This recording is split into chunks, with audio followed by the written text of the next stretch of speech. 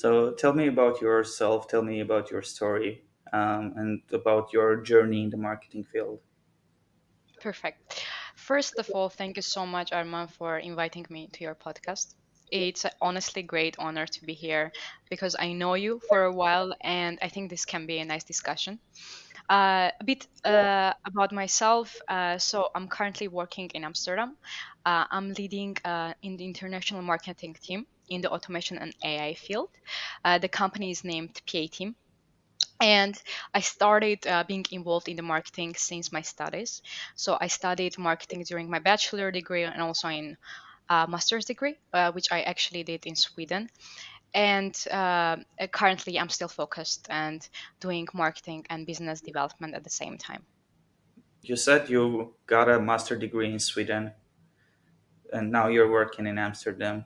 But we know each other for a while, as you said, and I know that we met in Armenia, and I would like to know what was that push that gives you that feeling that you need to leave the country in the first place. So when I was in Armenia, I had a startup, and I think we get to know because of this startup. The startup name was Breach, and for people who don't know, it was focused on junior recruitment. So we were helping students to find their first job.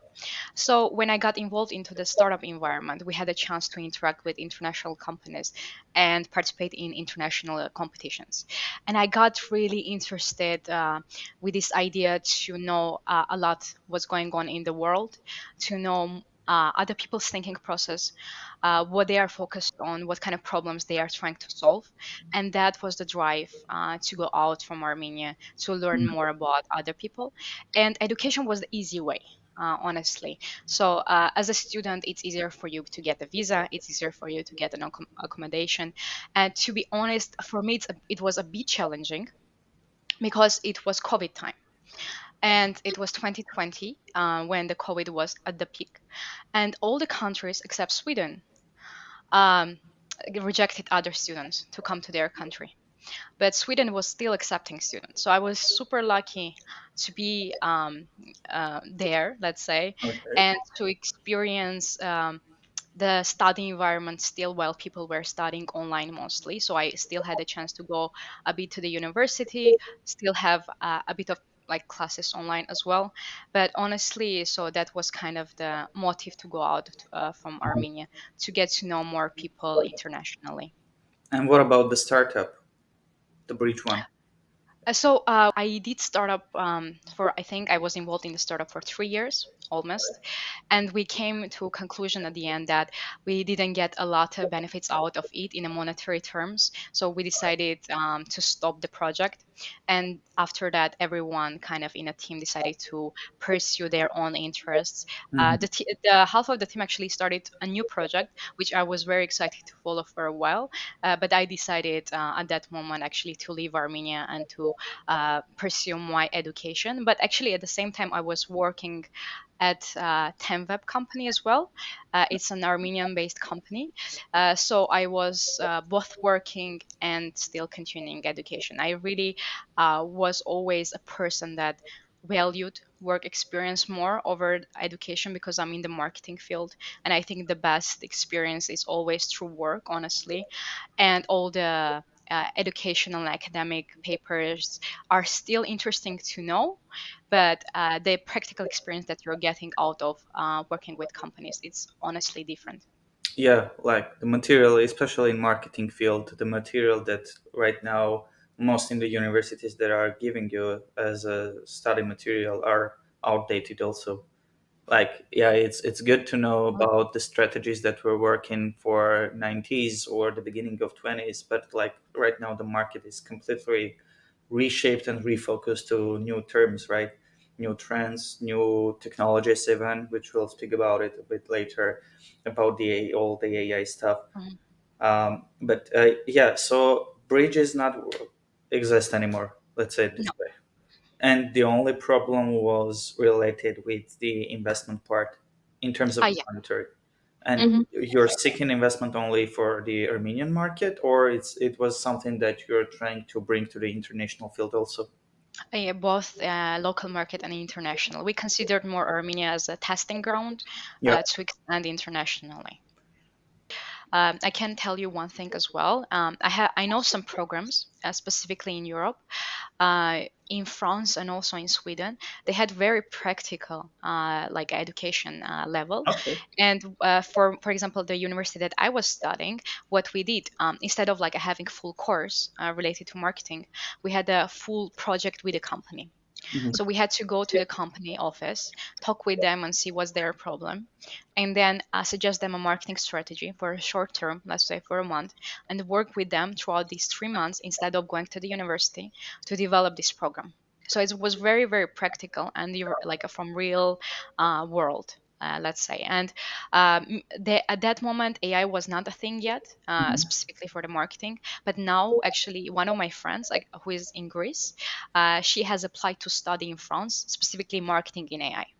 And they cover topics such as Python, data analysis. So I think if you still do your own research as a student, you can find some specialized fields. But you need to have like a foundational based knowledge from your bachelor degree, most probably, Yep. that can help you to direct and find these exact courses or program that you are looking for. Mhm. You mentioned Python and machine learning for the marketing. Yes, yes. Wow, that's Also, that's very interesting. Also, I know that, for example, Sololearn, an Armenian yeah. startup that like it gives educational material for coding, also has specifically Python for marketeers, and also Data Camp, the website that you learn a lot of AI and ML courses, also has Python for marketeers specifically. Okay. Did you apply? Yeah, I actually studied that as well. And Or- also, I studied my bachelor in American University of Armenia. So I passed data analysis Mhm. as a course. What we were doing there, we were applying that for business use cases. So it actually included marketing processes as well, such as understanding your customer churn rate and then predicting the buying journey or other use cases. So we actually started also in Armenia to study something related to AI. Cheers, by the way, to my teacher, Hiran Davtyan. Such Yeah. a yeah, cheers to him because he was actually the one who is promoting this. Wow. Interesting. So that means that modern marketing is more like a symbiosis between actual marketing and coding. So I like to say honestly this way, like a modern marketing for me is one-to-one personal marketing. So before marketing was all about like of course there is an evolution of marketing, Mhm. but it was more before getting to a big audience, right? And now the question is how you're gonna get this big audience, but in a more personal level, more doing more personalized marketing towards them. So that's the whole idea of the modern marketing, doing personalized and optimized marketing. And we can actually explore this more in the conversation. Yeah, that's absolutely an interesting topic. That's an interesting one. And what does your role? You mentioned that right now you're a head of marketing, right? Exactly. Yeah, Yeah, yeah. Can you describe more like your day-to-day responsibilities in the context of head of the marketing position? with pleasure. So what I do basically, I do B2B marketing. Oh, We have clients that are mostly enterprise level, and my main duty in a company is to create a great content that will attract more customers. Let's say, in a simple marketing term, it's a lead generation. okay. So we are doing lead generation campaigns through our LinkedIn. Mostly or through our website. Mhm. So we are creating promotional material related automation and AI field. We're trying to do personal branding for our co-founders to attract more audience to our company. But mostly, my all activities related to marketing are connected to lead generation, creating most optimal, effective. Inbound marketing campaigns to bring new clients to our services. All right. Mhm. And it's like your day-to-day job. If I describe like my day-to-day job is mostly understanding the offering, what can attract a new client, building a full marketing flow based on this offering, Mhm. working on messaging, like what will attract them. And mostly one actually interesting thing that I'm doing, which can be benefit maybe others to know as well, is that we really go deep and understand who is our customer, and we go even to their LinkedIn profiles and check their messaging, how they write their posts, Mhm. what kind of like what kind of photos they have, what color they are wearing. And then based on this data we are integrating into our campaign, such as using blue, maybe because they are wearing more blue color, maybe they like blue more, or they're using these words more in their postings, and we are finding with pattern recognition that these are commonly used words Oh, in their postings. Why not to use it in our post? Because it will create familiarity. uh-huh. I see. So we are doing this to optimize the campaign more personalized level. And then once I build up this campaign, we are launching it and putting in a paid or organic promotional funnels. And after that, getting these clients, and then giving them basically to our sales team, so they start nurturing them into the potential already clients. Wow. You mentioned that you're analyzing their LinkedIn profiles, how they're writing their Mhm. posts, overall the social media. Is there any exact tool, for example, for in AI revolution or after AI revolution, let's say this way, that started to help you during this process to analyze all that content, so you'll avoid that manual job part? And my whole philosophy, honestly, is always trying to find a tool that will do kind of growth hacking for me, so I can optimize the time and also the budget of a company. And this is a secret, so this is a nice tool to use. This is like, so one tool that I can suggest. Of course, there are many tools that also your audience, if is listening, they can just write me on LinkedIn, and I can help them to find specifically for their needs. But one tool that I usually suggest people to use is Sales Robot. Mhm. So this is automation for LinkedIn. So what you can do is you can analyze the audiences in a more detailed way. You can put specific campaigns. Sales Robot also has AI integrated that can help you specifically to make the campaign messaging. So Mhm. this is one tool that I specifically use that I find very useful. There are multiple tools related to LinkedIn. Honestly, there is like a persona identification tool that analyzes the profile and kind of tells you what personality this might be, whether this person is more extrovert, introvert, more general personality traits, and how you can put your messaging in terms of that. But honestly, so the Sales Robot is my kind of my favorite tool that I can suggest people to go and start research about. Yeah, the only tool for LinkedIn that I've used in my time was Meet Alfred. I don't know Uh, if you. no, can you tell me more? I think I didn't. I didn't. So it's like it's not an AI. It's more like an automation tool mainly. Hmm. Yeah, they're calling themselves automation, automate and grow your lead generation. So basically, you're filling your profile. You're choosing like Mm. cold email templates or something like this, and they will do the rest for you. You can run a campaigns like Snow.io. I don't if you I know Snow. yeah, Yeah, Snow. that I know. The Meta Alfred is something similar with Snow, but for the Hmm. LinkedIn. Let's say I it this way. see. Okay, And that sounds cool. I will check them out actually. Thank you. yeah, but the thing is that I heard a lot recently that as soon as you start using like AI or some Hmm. optimization tools outside of the LinkedIn, it's actually blocking the overall coverage of the audience in LinkedIn. Is that something Yeah. true? First of all, whenever you're choosing any tool related to LinkedIn or marketing, any marketing activities you're doing, you need to check the privacy of the tool. So check whether it's valid or not. And also, whenever you're choosing any automation, because there are big companies also providing automation as well, and you can create like an internal automation, not rely on other tools. Is mostly is how to do it in a way that is, let's say, not obviously like a lot going on there, meaning you don't send a bunch of invites in a day to a specific. You need to do logic. logical automation, Yep. so that's going to help you kind of navigate LinkedIn in a more proper way. And also, for example, in my company, we are specialized in automation, right? So Mm. there are companies such as Automation Anywhere, UiPath, Nice. These companies provide automation tools that your own company employee can make an automation specifically based on their needs, such as if you want to send automated connections on LinkedIn, and don't go and manually send. So you can personally create your own automation using these tools. But again, do logical automation so you are not getting blocked, or you are not Yep. getting, you are not spamming also. That's very important. I don't know you heard about Seth Godin, No. but he's kind of the father of marketing.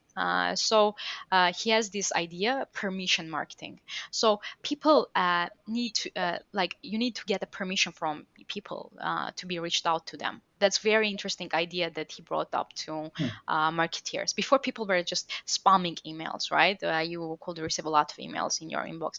Now you are opting in to specific emails that you want to receive, so you are permitting these companies to interact with you. Also for LinkedIn, if you are doing some actions that are going to annoy a lot of people, it's already not an effective marketing, to be honest. So try to do logical automation and try to do logical AI. Hmm. Huh. That's actually interesting. Uh, One thing, for example, you notice, LinkedIn, in contrast with other platforms, is very um, fast in changing things. yep. For example, this year there is only, if I'm not mistaken, in a month you can send only 5 connections with a message. So before, you could send connection messages and then write a note, unlimited. But there was a specific weekly connection limit. So LinkedIn understood that people are writing maybe to a lot of people, etc. That's why they limited it to 5. So they're really careful on following also these external automation tools that are happening and connecting LinkedIn. So they react, let's say, very effectively. Mhm. If you want to play LinkedIn in the right way, you need to play in their own game. Honestly, you need to understand how the algorithm works, what LinkedIn actually likes that the users are doing on LinkedIn, and if you follow the rules, you're gonna get more growth. In contrast, while other platforms you can do more growth hacks, I think LinkedIn is more like a pure, let's say, marketing, and you're gonna grow much faster if you follow the rules. I see. Yeah, but they had also a lot of competitors, and, Absolutely, yeah, and their yeah, competitors absolutely. like providing. Like I can bring the example for the Web3 space because I've been Mhm. using them a lot recently. It's working completely differently. Like you're just there is no such thing as writing the post, doing something like Mm. this. If you want to have such kind of engagement, choose another platform, not us. We're like completely total like hiring oriented platforms, and you're just registering, you're filling up the data that you want the potential employers to see, and you're good to go, and you start to apply the jobs, and that's it.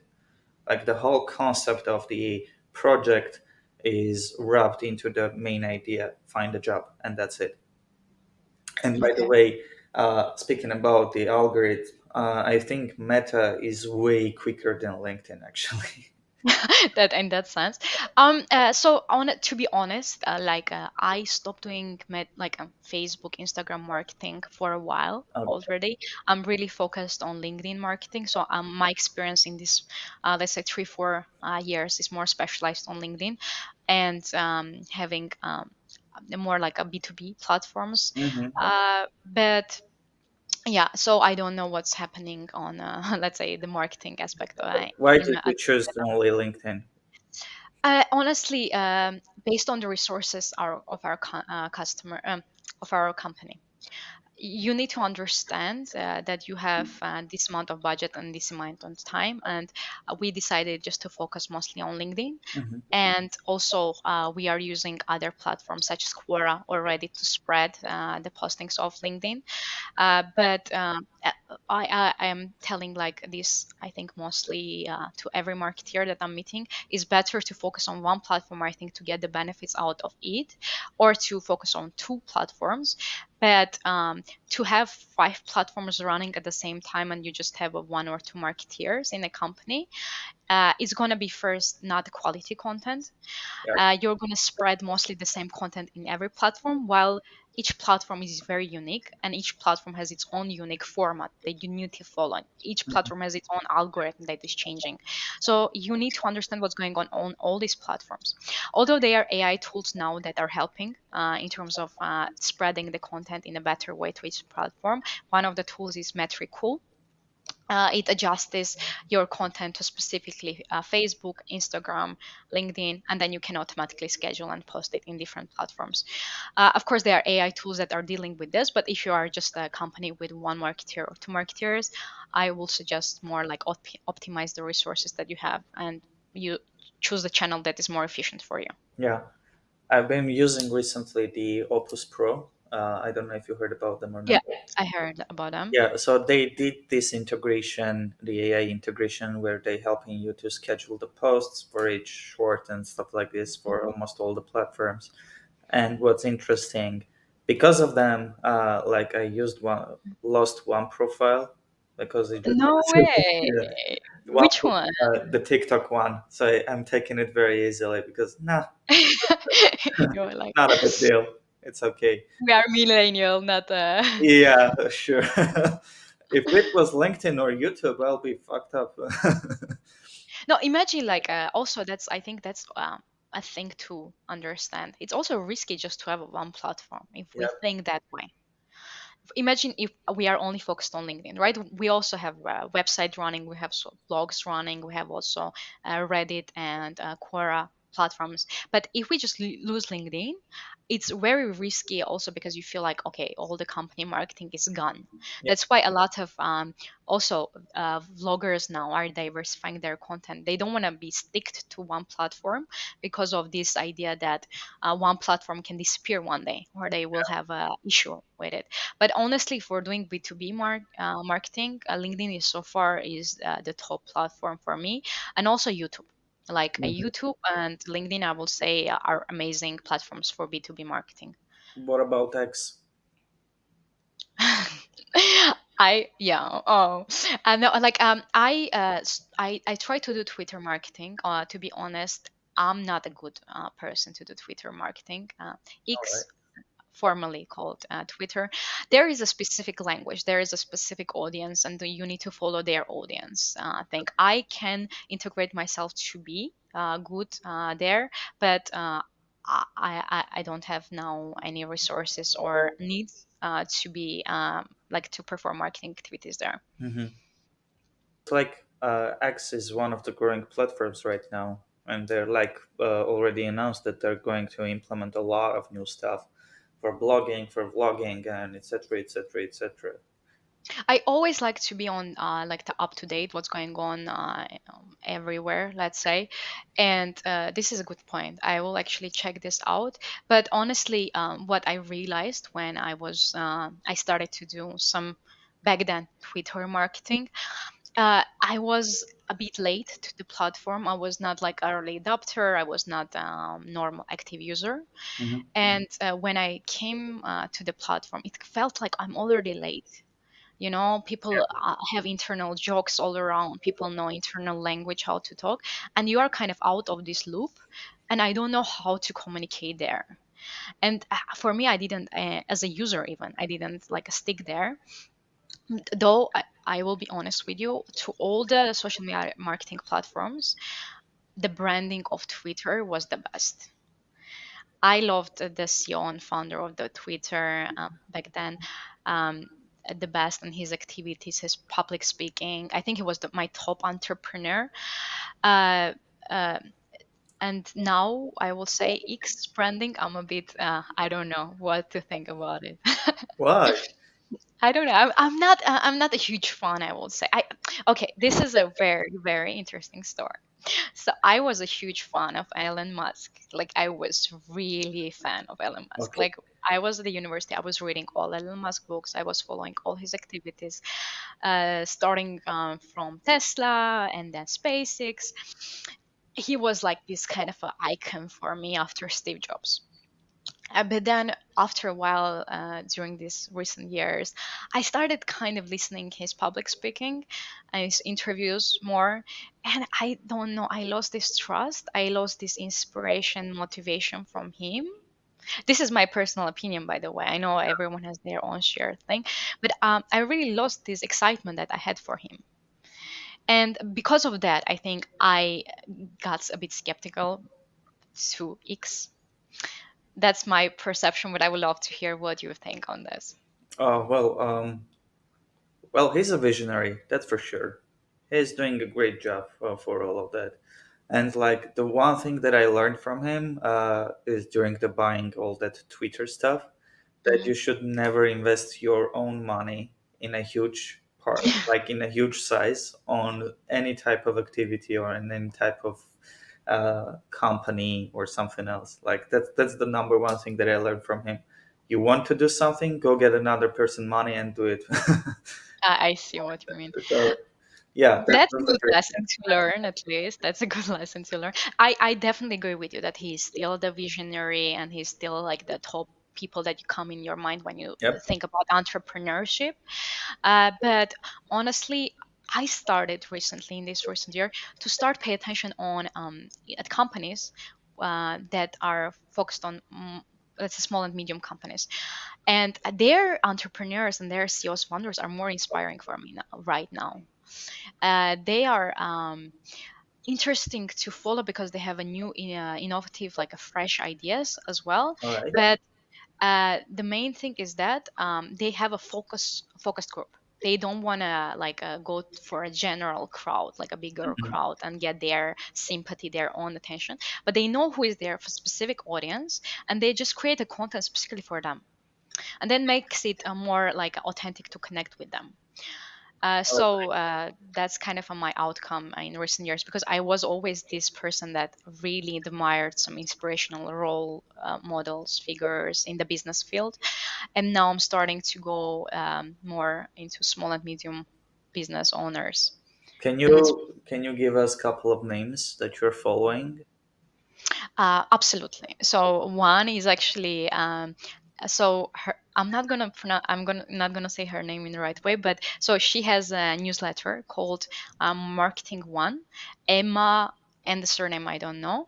So she's I think one of the top marketers now for me, honestly, and she's like helping all let's say growing in companies in America with their marketing activities, like either creating their marketing team inside or not, because she's advisor.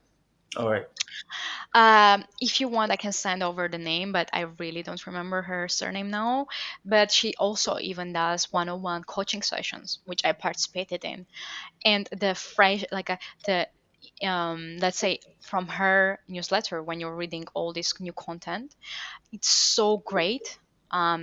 Because if you're a marketeer, and I just understood that you were doing marketing for a while, Arman, so if you go and look for content now on the web, it's so repetitive thing. It's exactly everything says the same way, but her newsletter, it gives so much fresh information. So I really admire her, and I really admire her work, and I'm following her. Let's say she's my guru for now in marketing. Wow.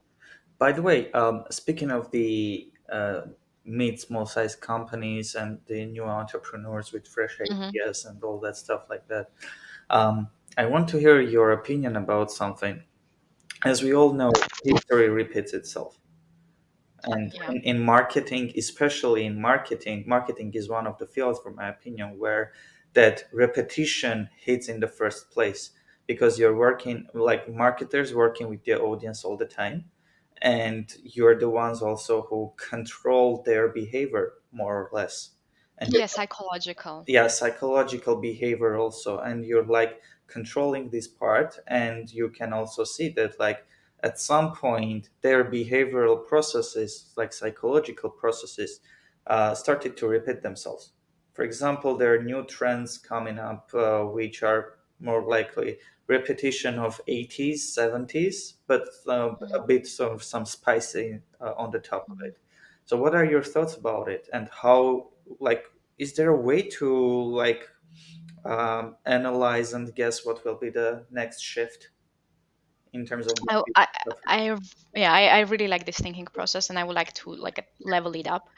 Uh, Marketing is all about like the psychology, how the brain works. Honestly, so people think in a certain way. People have in certain biases. So whenever marketeers are developing some campaigns, etc., they why it's always stated there: know your audience, know for whom you're creating the content. So you go and understand who they are, how they think, how they behave, what they do in during the time. But this thinking process, this brain development, it's very common. There are very common patterns that are happening. So it's very easy kind of to understand like what will happen next just because of knowing how the brain works sometimes. And the short trends, if you analyze all the short trends, the marketing campaigns that happen, they have some pattern. And all the long-term campaigns that happen, they also have some patterns. So I think whenever you are a marketeer and you want to predict like what's the future trend coming, what you need to know is what happened before, as usual, like take all this data that happened and bring up new ideas, new things that are you're seeing now, and mix them up. That's the best way you can Yep. build a campaign. People still like familiarity, but at the same time people like unique new things. So that's kind of a niche and nice point where you want to be in. Still be familiar, not too, uh, let's say, not too different what people are perceiving about some topic, but still bring some uniqueness there. So it's very important to have familiarity, and which comes from the old data that you Mhm. have. And the only way to getting to know that old data is to read the old books. Or the old Infinite company. loop. Yeah, yeah, Infinite yeah. loop. Yeah. Yeah, but one thing which is I think interesting with AI that is coming into marketing, AI, what is AI doing in general? Okay, so you have marketing processes, and AI is helping to optimize them. You're doing the same processes much faster and much more effective way. And maybe you don't need a lot of resources you have right now in your team. Maybe you needed like 5 people to do the same thing, which with AI you can do with 2 people, Okay. and you still do the same activities. It's not like you do with AI a really different way of marketing. The main idea is that if you take AI and you know how AI works and you know how marketing works, because you are a marketeer, you need to know all the processes as well, you can level up your marketing. Hmm. So that's the main promise here with AI. Also, is AI is gonna stay there. It's one of the really rapidly growing technologies, I think, that the history saw. And this is actually, everyone repeats the same thing, that we had a lot of revolutions, evolutions of technology, but AI is just different because it's very rapid. Yep. Yeah. Actually, yeah. By the way, did you see? Did you watch the Nvidia conference recently? Yes, I loved it. I loved it. So I want to tell you a story. When I was studying in my bachelor, we had like this kind of gift from the university All right. to have a tour in San Francisco to some big companies. And I have been in NVIDIA. 2019, I think. That was so inspiring place, and they were already talking about AI back then. They showed us like some advancements that they're thinking was going to happen, and some things actually I heard during the conference, like this YouTube video. Actually, I watched the YouTube video, so I heard some postures already there in their company in 2019. Yep. So I really liked by the CEO and the storytelling that he had. Oh, it's absolutely amazing, and the most enjoying part is like when Nvidia brings to the scene the Star Wars robots, the AI robots. It was so fucking Star Wars fan here. yeah. Not that much, but it's still interesting. Like you have a small BBQ for you. No, that's admirable. That's true. Really. Yeah, That's actually that. Do you see the familiarity aspect that I'm talking about yeah, marketing? Star Wars are all there. People are getting connected, familiar, and it's not scary for them because everyone likes Star Wars. yeah, Well, by saying everyone, the cult of the Star Wars. yeah, yeah, yeah, yeah. That, like the psychological trick. You want to introduce something that will be as easy to adapt as possible, Yeah. bring some psychological concept inside it, like create some. There was a book actually written for the actors. It calls Thousand Faces Hero, and it's Okay. all about this thing, like how we use culture, how we use heritage of different cultures to create that familiarity around the new symbols, actually. I would love actually to read this book. And also, so at our company, we have a head of innovation person, and we were talking recently about this idea when people introduce robots. Okay. Okay.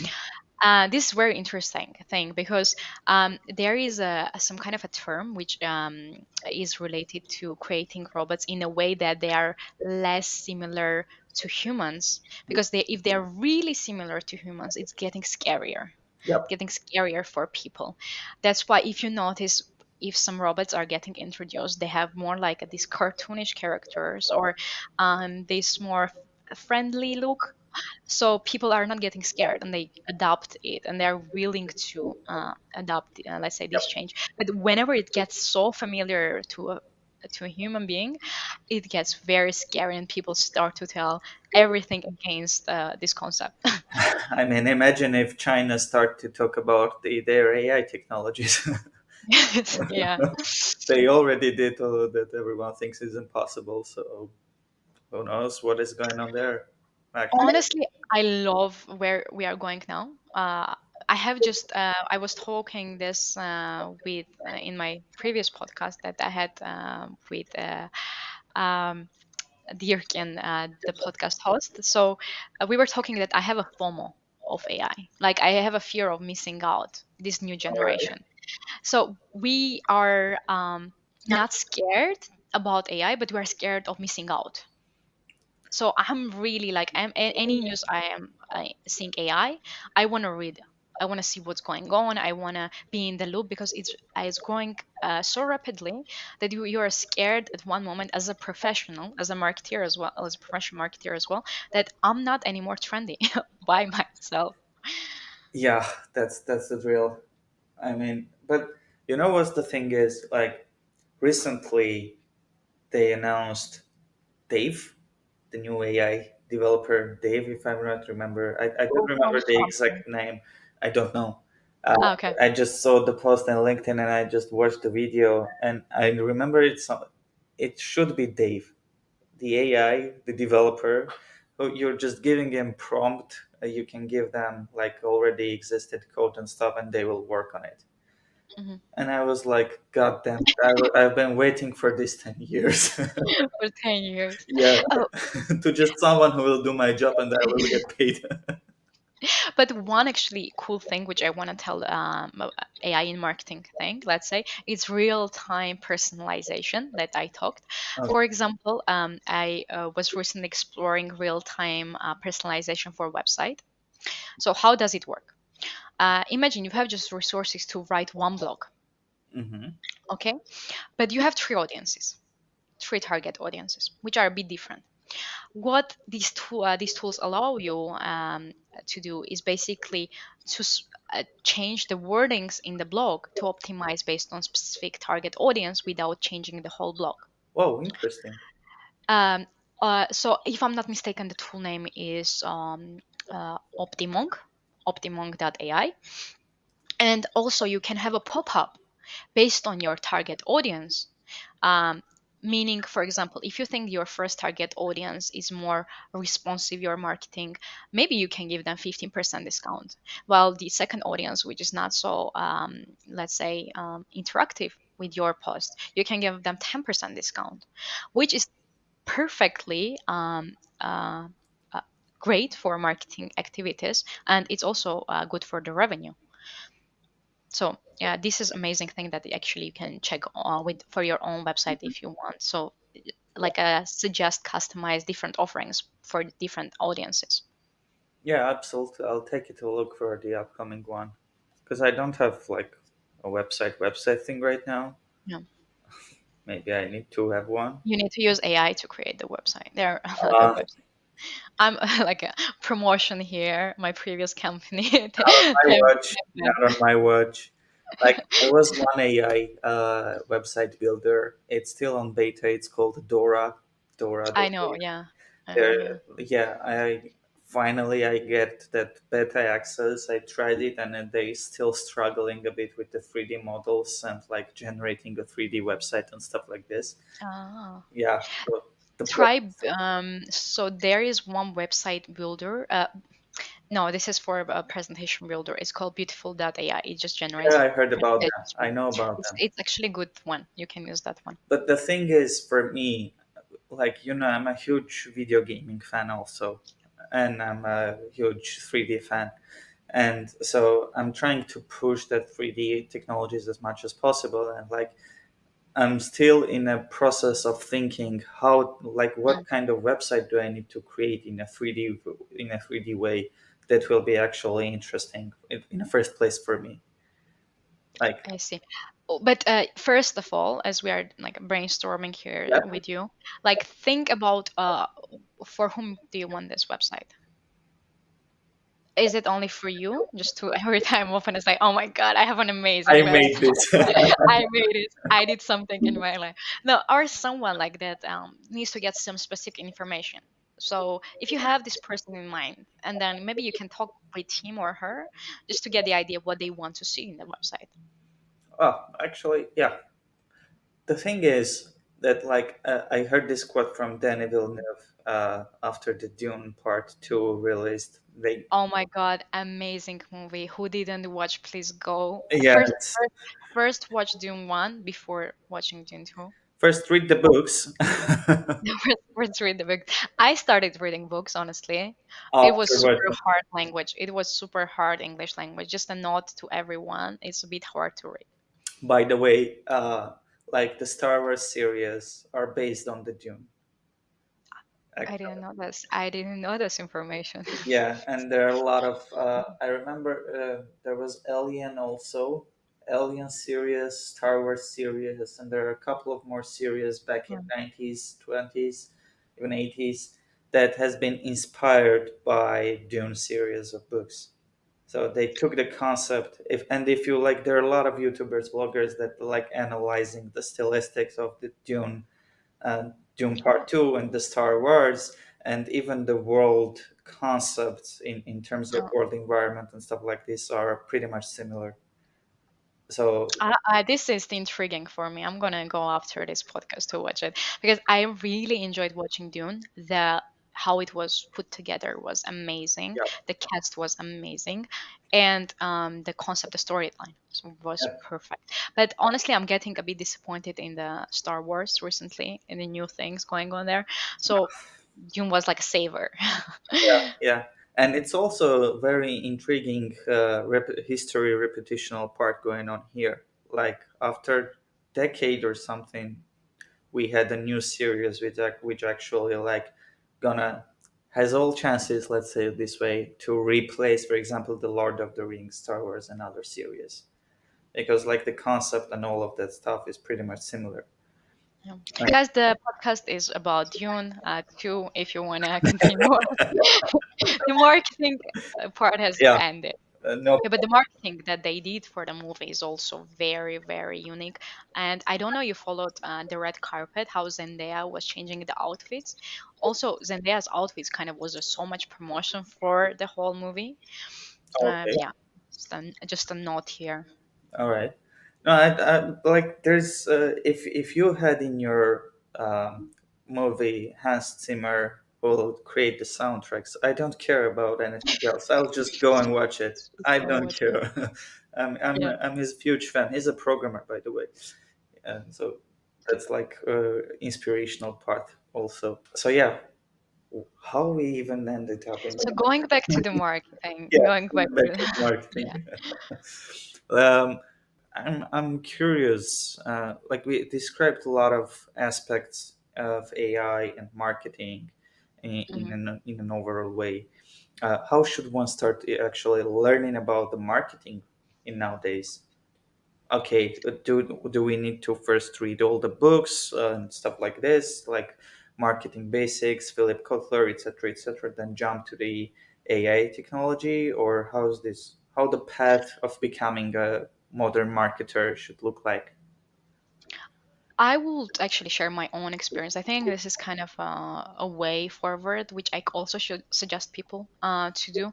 So instead of starting with marketing, start overall with a business idea. Like really understand even how finance work, how business operation work, how accounting works, and where is marketing in all these business activities.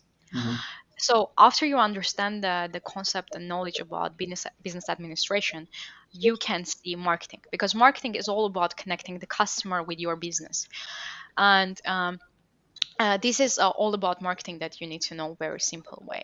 And then you get deeper into marketing, but at the same time you learn data analysis. You learn data analysis, which is going to help you basically to understand AI, to understand ML.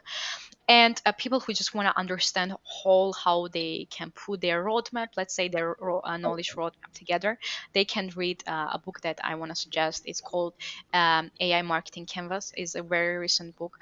It talks about AI marketing, and if you just want to kickstart your AI marketing, either read the book. Solo Learn actually is starting AI marketing course. This is not a promotion. If you just want to give it a try, you can go and check out. I think you can now subscribe to a waiting list. Data Camp has amazing courses for Python, or as we talked as well, for marketeers. So this is the kind of a next level that I want to promote. But in general, what I would like to suggest everyone to do, be more technical, honestly. Um, Before, the hiring was really focused on soft skills, honestly. Like in the recent 5 years, I think it was really soft skill based. People were promoting, oh, if you don't know this hard skill, it's okay, you can come to the company. If you know how to communicate, if you know how to present yourself, it's amazing, we can teach you. All right. But what OpenAI showed us, it's not all about that. They now put hard skills over the soft skills. This is my thinking process. Okay, you can of course disagree with me, but what I believe now is, of course, soft skills are important. They are essential for being an amazing employee in a company or amazing entrepreneur. But hard skills now are paying off. So as a marketeer, you need to know technical background. You need to know how AI works, and there is so you need to go and learn about them. Honestly, I don't see any other way. You can be again general marketeer, but you need to understand the foundations of AI. But this question actually Mhm. raised another one in my head. We talk about marketing a lot. We talk about like how you start your path, Mhm. but I didn't ever ask you why did you choose the marketing actually in the first place. So I studied four fields, right? I studied accounting, I studied finance, I studied management and marketing. So that were four things that I studied. Okay. And I really enjoyed marketing because it was connected to psychology. It was constantly evolving. And by knowing myself, I know that one weakness that I have in general as a professional, I can get bored on doing one thing constantly. So marketing gives me ability to change over time, to work different campaigns, to work different with different people, and also people are evolving. That makes it more interesting to be in the marketing. But one thing actually which happened, or why I chose marketing, so a good friend of mine, uh, at the university, you had the chance to select out of these four. Like, do you want to continue with marketing, management, accounting, or finance? And I was thinking, everyone goes to marketing. Everyone, by the way, everyone went to marketing. Everyone went to marketing just because it was easy. It didn't have a lot of numbers there. I mean, I'm now talking more of a thinking process that students had back then. It's easy. Yeah, it's more based on theoretical papers. You just read. You need to write a paper. You don't need to calculate anything like you are doing in accounting. You don't have to deal with balance sheets. Uh, at the end you do deal with balance sheet, but oh, it's another topic. So everyone were going to marketing, and I was like, but I don't want to go where the crowd is going, because I was thinking if I want to be unique professional, I need to choose kind of a profession that is more unique as well in the market. But my friend was like, if you like something, Liana, just do it. Just do it. Be there and be the best out of everyone. Even if there are 1,000 people choosing marketing, just follow what you feel like is the best for you, and do you just give your best. So that was kind of an inspiring thing that he told me back then, and I just chose marketing, even though like I think like 60-70% of the whole course went to the marketing with me. And I realized that a lot of people just didn't pursue marketing, and I'm still there for marketing. So Yeah. You also managed to speak on TEDx, right? yeah, I managed to talk in TEDx at university. It was Okay. a project related to TEDx. So it's kind of partnership. Universities partner with TEDx to have their students or their their instructors talking. Okay. So I got selected there, and I participated in TEDx in the scope of my university. Hmm. So the video is still there. It's getting a lot of actually views in contrast with other videos of the university. But honestly, when I look back, I will change a lot of things that I talk there. But as you know, it's actually a nice thing to go back and see how I was, and then see how much I evolved, and Yeah. also um, I'm thinking now in a different way, and I'm not ashamed that I was thinking that way. So yeah, It is the part of the progress, right? it's absolutely, and that's why I want to have second TEDx. So I kind of cover up what I said at the first one. Yeah. But the next one will be, I believe, in Europe, Or Europe, US. US. Okay. We'll see. We'll see. I will send you the link absolutely. But I hope that's gonna be about AI in marketing. So I'm still really really curious where marketing is going, and I want to see how I can be part of it, like how I can be part of the evolution with AI. I see. And where do you find your inspirations actually, or ideas? Oh, that's very interesting question. So I have a vision board that I created on Figma. Actually, people who don't know, Figma is just a design tool. You can go and register for free. So what I do there is basically what I get. I got inspired during the day. I see a picture of a painting of a modern art. I just put it there as well. So I see an architectural building that I want to see in my life. I put it there. I want to visit Japan. I put some things related to it there. And whenever I go and I need some inspiration, I see all these images that are coming from different places, that are coming from art, that are coming from technology, that are coming from some inspiring people that I like to follow, to read about them, some books covers that I like to put there. And this is a place that is kind of spiritual place, let's say, where I go to get some inspiration for me personally, and also to get my focus that this is where I want to go as a person. And even though there are some distractions of course happening, is it the thing that I want to do, is it this thing that I want to do, this word kind of helps me to get motivated and inspired and know that this is the end, like this is the place I want to be, let's say. Yeah, at the end of the day. Yeah, at the end of the day yeah, but this is something, it's like even if I don't achieve a few things there, which I put like as a goals, it's okay for me. It just I need to have some focus and vision, honestly, Yeah. to get myself managed. Is it hard? Honestly, I so okay. This I really like organizing things. I really like planning things. I really like everything connected to management. So I enjoy doing this. I literally enjoy putting all this together. I enjoy doing to-do list. I enjoy doing all these things that people think it's awful. I love it. So it's not easy. It's I get motivation of doing it. And how would you suggest someone to start to do that? Get Notion. I will say first things Okay. first, and then create an environment that you feel comfortable working in. Like create some, put some colors that you like there. Just get a place for you that like you get enjoyment, you get happiness when you are there and working.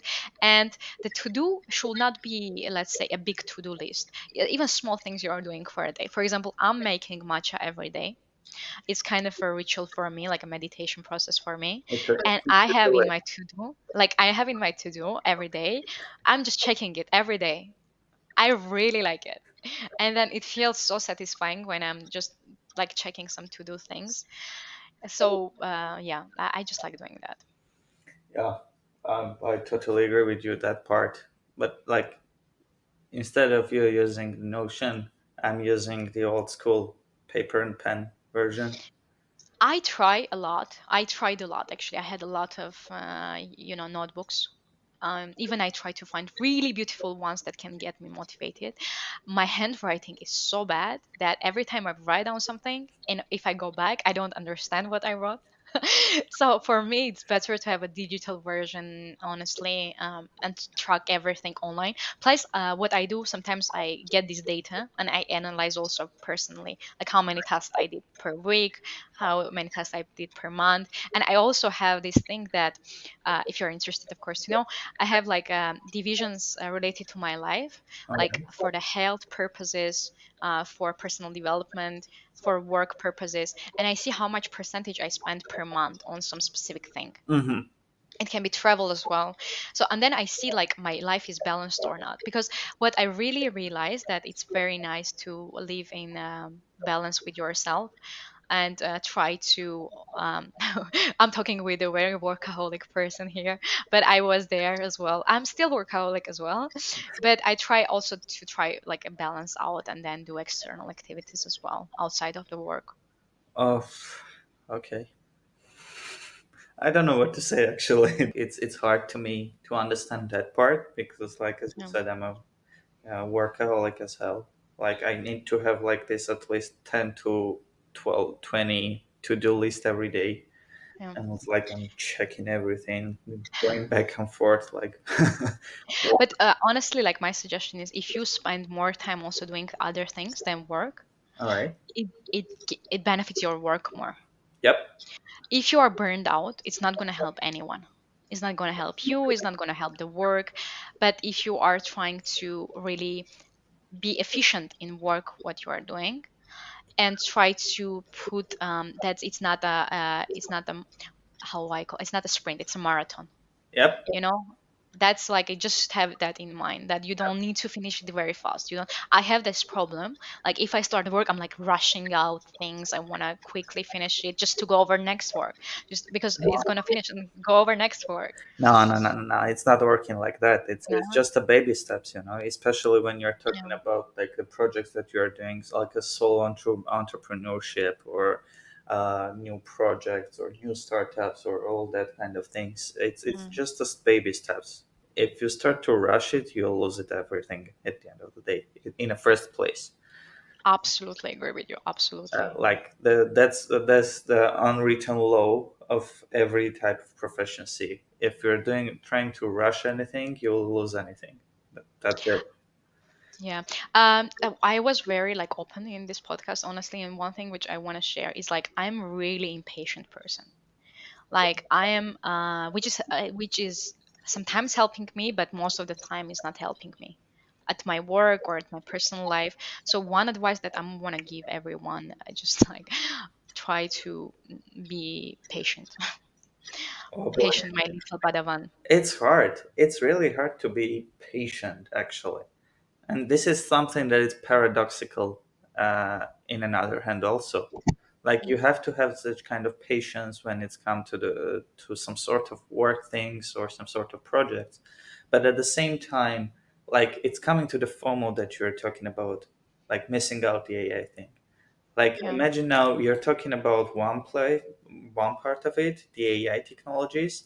Like let's start to get the bigger picture. Like every day a lot of people, like uh, it's not a big deal. No, actually it's a big deal. Yeah. It's a big deal. Like every day a new so people are started to rush and to run after money so hard, and we had so many technologies right now, and because of that, like everyone is running, and most of them are losing their humanity also. That's the cruel fact of the life. You can't do anything about it in the first place. And the thing is, like, you will always have that FOMO, and you just need to treat it in a good way, because, like, me working in a web3 space also, it's Mhm. another level of FOMO. Oh boy, it's so fucking hard. Like, you're sitting there, you're I told you working. we need to have a second episode of this series talking about your FOMO related to. I mean, in a crypto space, it's really hard. Yeah. Like, if you try to do anything else except like watching the reviews and stuff, you'll get so much FOMO, because like every second a new, like, a season of millionaires, billionaires are raising there, just in a crazy way. Because, like, just it's how market actually works in there. And you imagine you, like, trying to be in a balance between these two worlds. Yeah, but to be honest, for example, what helped me, first of all, I'm still work in progress person. Okay, I'm still working on these things. But what is helping me is that even though there are a lot of things going on in the world, in the market related to the marketing, there are a lot of professionals, right? Everyone is doing their own project, which are incredible. I'm getting excited out of them. But one thing which I'm always keeping in mind is that I need to focus on what I can bring to the table every day, and just do the best in each day that you can, honestly. Yeah, Nothing like what you're going to do next day, what's going to come with your project. Maybe the project will not even kickstart at the end. absolutely. But yeah, but if you just give the best that you can at the day, and also you need to know one thing: if you're sick that day, and the best that you can give that day is just only reading a book and then lying on the sofa, it's acceptable. It's fully acceptable. Never judge yourself just doing that. I'm teaching that to myself, by the way. I was never like this person. I was always judging me if I was just laying down, don't doing anything, just scrolling my phone, or let's say reading just a book and don't making some actions. So now I'm trying to be okay that sometimes I'm just this is enough. I should not do every day amazing new project. Well, maybe you're right, actually. You're I right. don't I know. mean, to be honest, it's what I learned as well. It's everything is so subjective. You can be a person that you really enjoy working, right? And then all these to do things that you are doing, and then all these projects that you are doing, multiple projects. That's what you makes you happy. That's And if someone comes, if I come and say, Arman, I just like doing one work. I think it's more focused. I like being there. I like giving my. But who I am to tell it? It's my yeah. personality. It's It's who your I am. world. It's your world. It's your Like, aspect of you for the world, and you can do nothing about it. exactly. I should never pressure you. Yep. And I was actually I started to read kind of a lot of the psychological books. Okay. Um, by the way, don't read a lot of psychological books. It's gonna hurt you more than in Yep. reality it's gonna help you. But then there are some things that are actually nice just to read them, but execute them. Don't just read because of reading these books. Just try to actually follow these things in the book as well. So we talk about philosophy, I Yep. think, more, but marketing is also connected to philosophy. So what we can do. And Yeah. And as Steve Gordon says, the title of his book is "Marketeers are not liars; they are storytellers." okay. Yeah, so that's what Right. you have to read this book. It's absolutely a Yeah. brilliant book. And marketers are not manipulators. They are people who want to show you the value of something that may interest you by knowing who you are, by trying to know who you are. But also, of course, this phrase from Steve Jobs that he told that sometimes people don't know until you don't show. Yep. Uh, I like formulate it in a simple way. Also, OpenAI kind of did the same way. So I was reading their interview. I was watching the interview of Sam Altman, and someone, that Sam Altman is coming from Y Combinator, Yep. and Y Combinator is very famous startup school. And some interview, I think it was Bill Gates interview with Sam Altman. Bill Gates said, "You are teaching all these things. at Y Combinator, and you didn't follow most of them. You didn't go there to like do beta testing of it, or they didn't. They were working on a product for a long time without releasing and testing it. So he was like, if you're telling all this at Y Combinator, why you didn't perform this? And he said sometimes you need to know the rules really good way so you can break them. So this was like sometimes the best products I think are coming just like that. Yeah, yeah.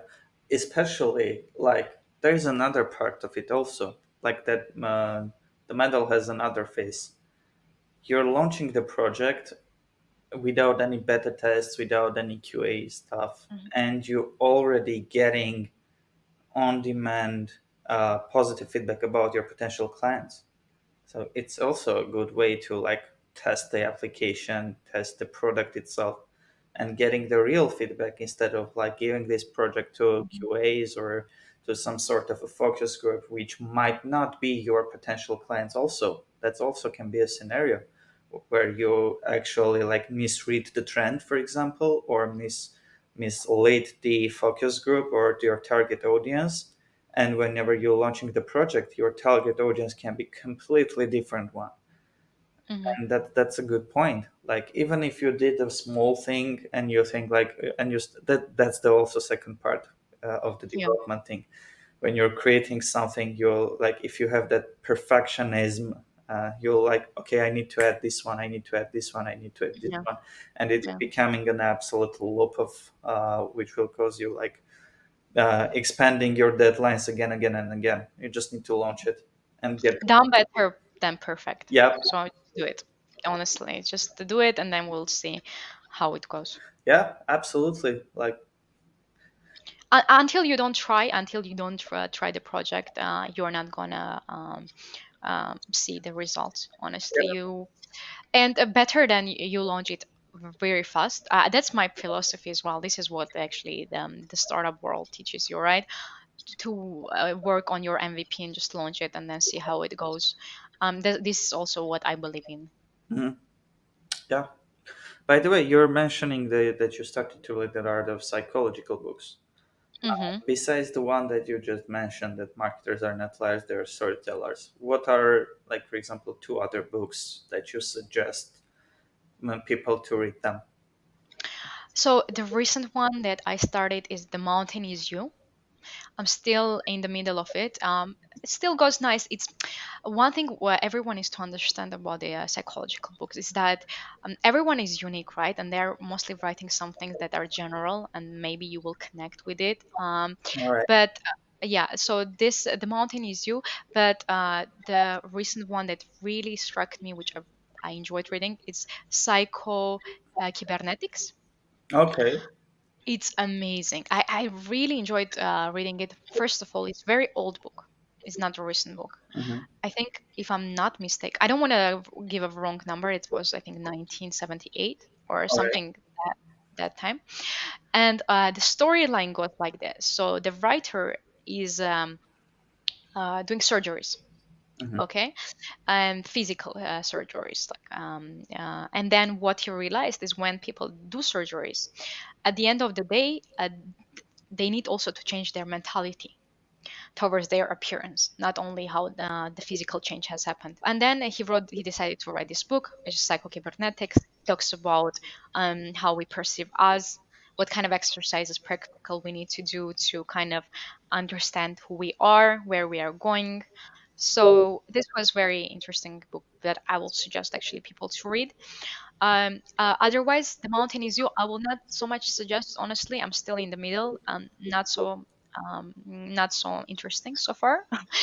But there is one book that is on my pipeline because I created kind of a roadmap for reading books as well because I love reading books. The other one that I want to read, The Courage to Be Disliked. Okay.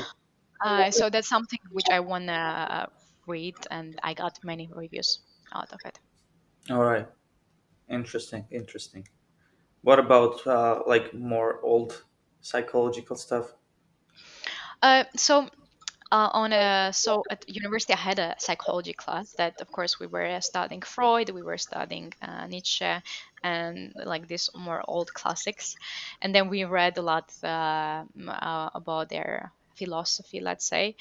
uh, but I try also to go back like to that kind of books and Kant, for example, and just try to understand maybe some things that I can integrate to the marketing practice now.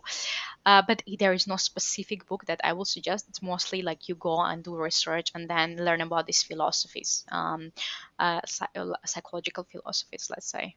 I see. Yeah, Mhm. yeah, interesting trade. In Don't stick to one idea, honestly, like just explore around, just to take out everything you can. And for one marketing campaign it will work in this way, for the other one it will work the other way, and you will still struggle to understand why for the other one it worked, for this one it didn't work. One thing which I just want to mention everyone, when you are doing marketing, try to track everything, try to get all the data, and then you can analyze everything and then understand what can work for the future. Also these psychological things, just highlight there, we use this psychological, let's say, method, Mhm. and do it 5 times and see whether it worked or not. Yeah. And how can marketers utilize the AI, and in what situation would it be most useful? We started to talk about the psychology part. That's why I'm asking this, because it's like two worlds that should be Mhm. interconnected to do like the modern marketing. One thing, one tool that I want to kind of tell you, which is kind of intersection of psychology and AI, Okay. uh, is called Ellison.ai. So I was having a conversation with their head of growth. So what is Ellison.ai? In marketing, we usually have this struggle to understand what creative banner or asset, such as visual, such as image, other banner, works the best. Okay. Because maybe you personally know this, like a skeptical thing about marketers. Oh, let's use blue color. Why? Because we like blue. Or let's use, or let's use this font. Why? Because most of the people in the team likes this font, right? Yeah. So what AI helps us to understand these creative things based on data. So all these psychological things that you are thinking, right? The psychology of color. There is a big study on that, to use this color because for the B2B blue is working better.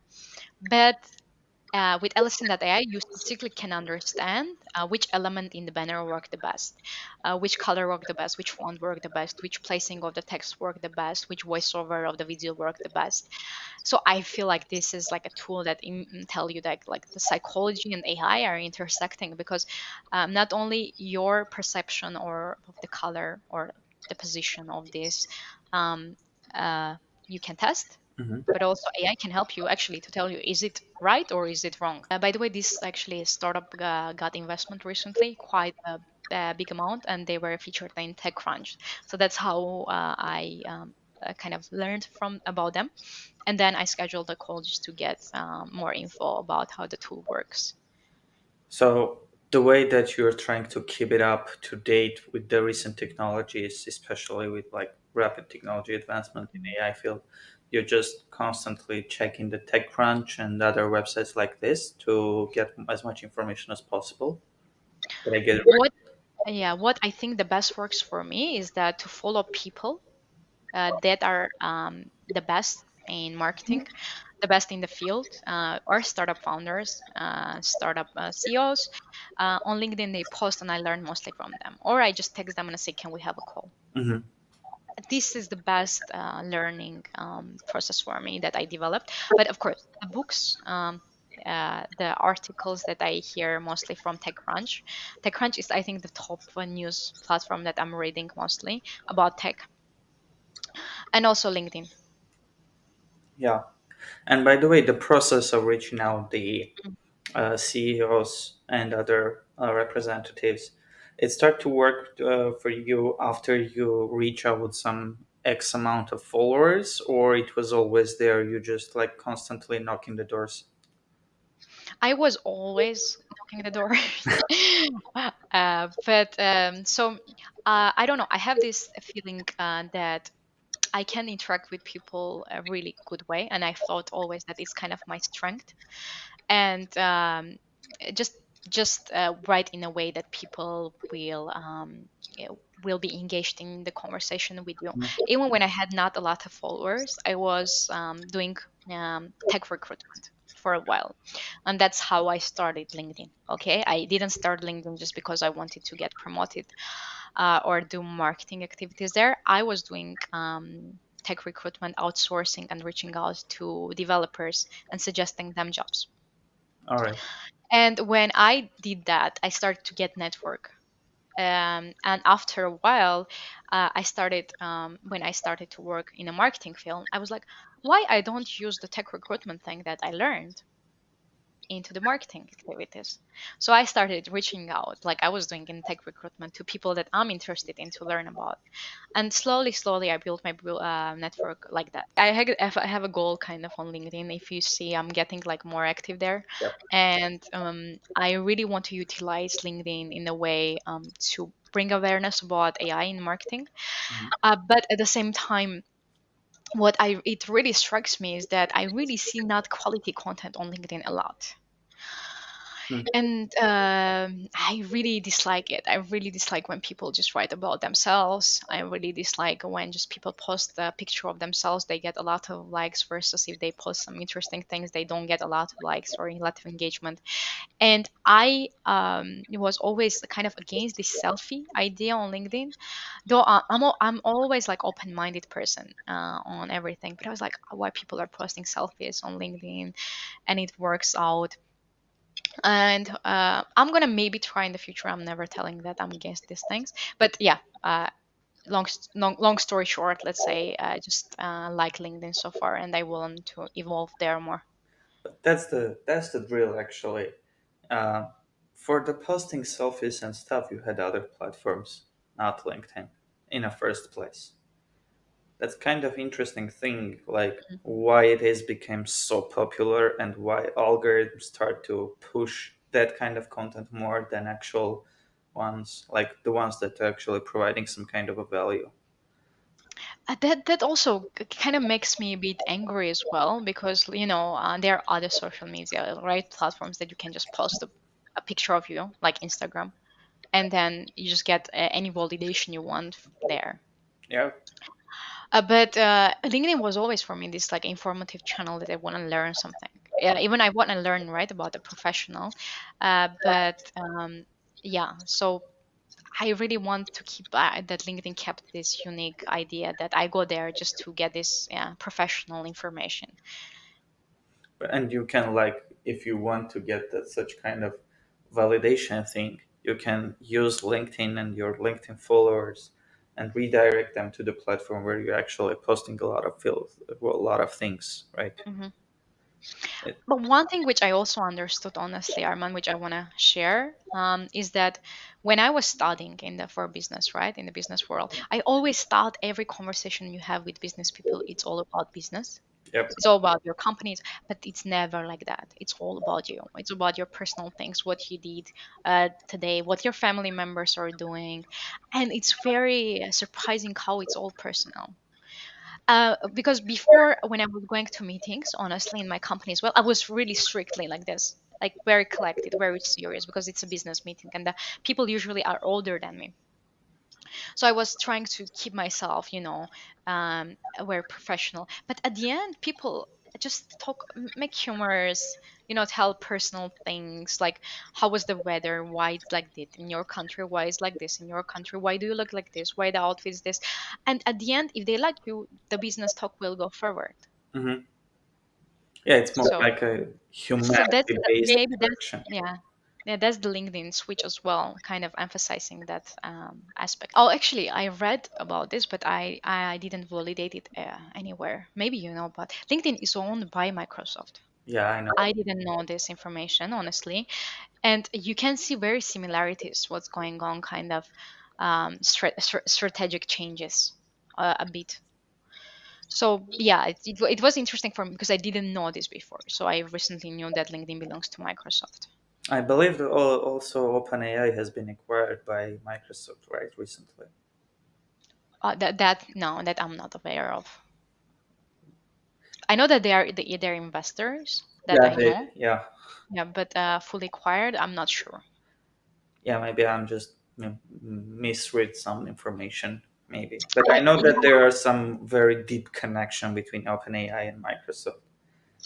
so one thing, it's actually was interesting for me to read, but the OpenAI has very small number of people working at the company. Yep. They have like around 200, 500 employees, if I'm not mistaken.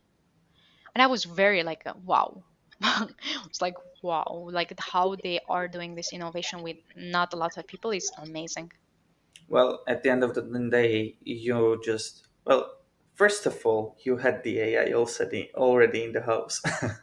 Yeah, that's true. It's there, and it's like if you can't push it in a broader way and Mhm. publicly, you can do it inside your company. You can give your data algorithm as much access as possible, so they can help you massively big. Yeah. And and also you just need uh, similar thinking professionals working together under one roof, and that's it. I actually went on LinkedIn. You can see right the employees in the of the company. So I went to check like what kind of personalities work there, and it's very interesting to notice that they're really they're this type of people, very nerd, tech oriented, most probably interested in like, yeah, so they were really this personalities, and then you can copy paste all these profiles and see there is this culture, company Yep. culture, which is very similar. Yep. Yeah, that's the thing. Like, if you can group people with a similar thinking under one roof and give them like a healthy environment to grow, then Mhm. your company also will grow because like it's interconnected also. And if just like the top ones of the industry, Yep. they're just a big plus on top of that. Yeah, it's like seasoning on the top. Yeah, exactly. But yeah, it's working and it's working very good. Like same thing for the Nvidia, for other big tech companies also. Well, not for all of them, but most of them. Like they had more or less the same strategy when it comes to hiring. I guess as much as I did my research part on them. Yeah, and another question for you about the marketing techniques overall. Hmm.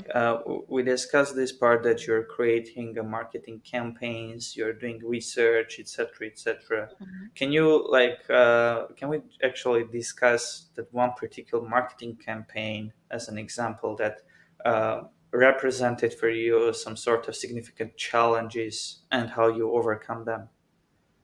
Um, so one thing which I did a lot of actually campaigns recently in both like when I was working at at 10web and also PA team.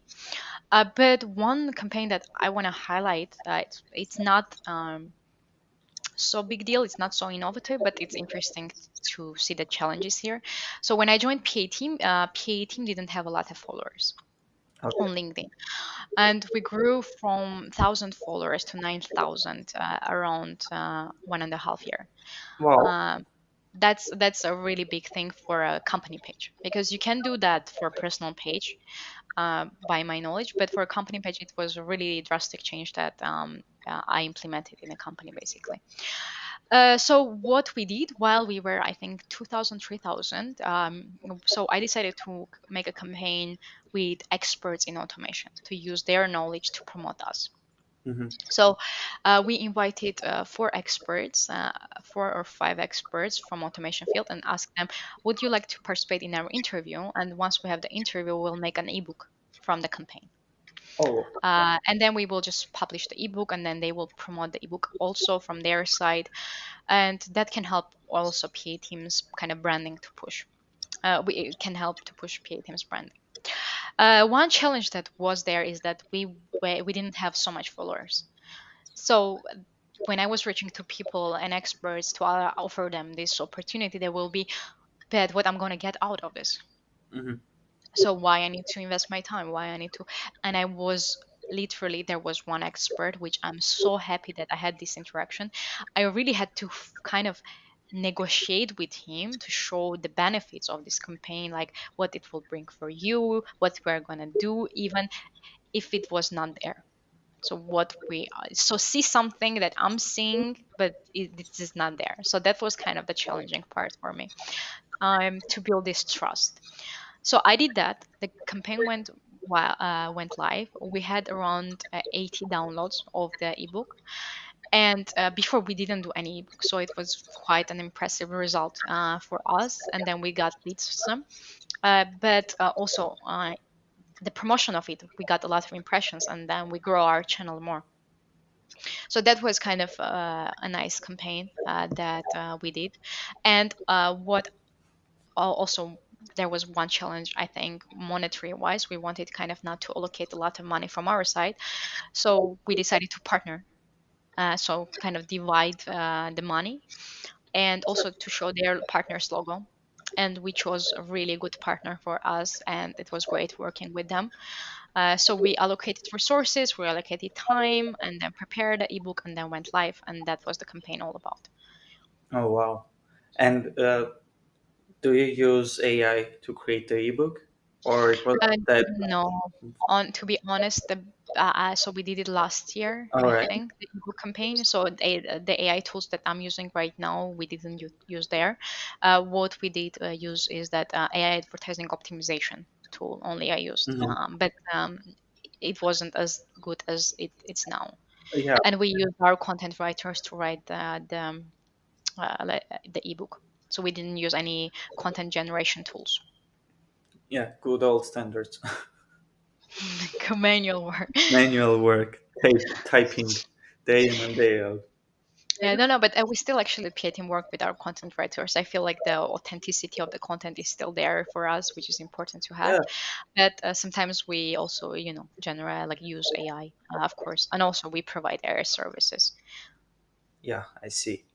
By the way, can we speak about the stuff that you told me that you're going to open your own business, or is it something that we need to cut right now?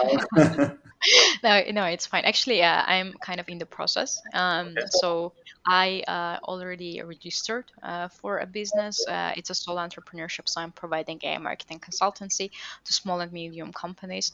If anyone is interested to know more about AI and how they can use in marketing specifically for their company, they can just reach out to me on LinkedIn, and then we can take over and have a conversation about it. But mostly, I'm helping with all my knowledge that I gained during all these years, to integrate AI into the marketing strategy of different companies, And it's specifically directed for the marketing agents, marketing departments. marketing departments, and specifically, I believe like a small marketing departments. Yeah, to just Like like overall help them to grow. The, having like one, two. I'm now actually in talks with three companies that are interested to get the offer. So it's something on demand. That's for sure. I will say. but the thing is With that like the main point of the one of the projects that we're going to launch soon, it's fully like the main orientation in terms of the social media marketing is Twitter, I see. nothing else but Twitter. And even that part, like because it's crypto related stuff, it's a web3 related stuff, and I see this kind of a new trend in web3 where you can have the page, you can have all that organizational thing, but the trust level to organization rather than a person is way lower. Like when you're running your own page, like when it's a personal page and you're talking about your project, even if you had a separated page, like an organization page, etc., the engagement is way higher because people Mm. trust a person rather than a People company. trust people. Yeah, absolutely. I think it was always there, honestly. Like, LinkedIn is the same. LinkedIn, if I post something on my personal, it's going to get more impressions, more followers than if I post from a company. And on why influencer marketing works as well, this is one of the reasons too. Um, So I totally believe this idea. So people like talking with people, and people trust people. So Yeah, that's the essential part of the human evolvement in some sort of way. And by the way, I remember the book. It's called "The Origins of Virtue." It's written by Matt Ridley. It's from 1996, I believe, and mhm, he's talking about like this kind of collaboration between people. And like the greatest example that he brings to the table is like human socium that survives longer is much more related with the hive, the beehive, because the mhm, concept is almost the same. And there are a couple of others also that had the same concept, but like the beehive concept, because mhm, like there is one queen,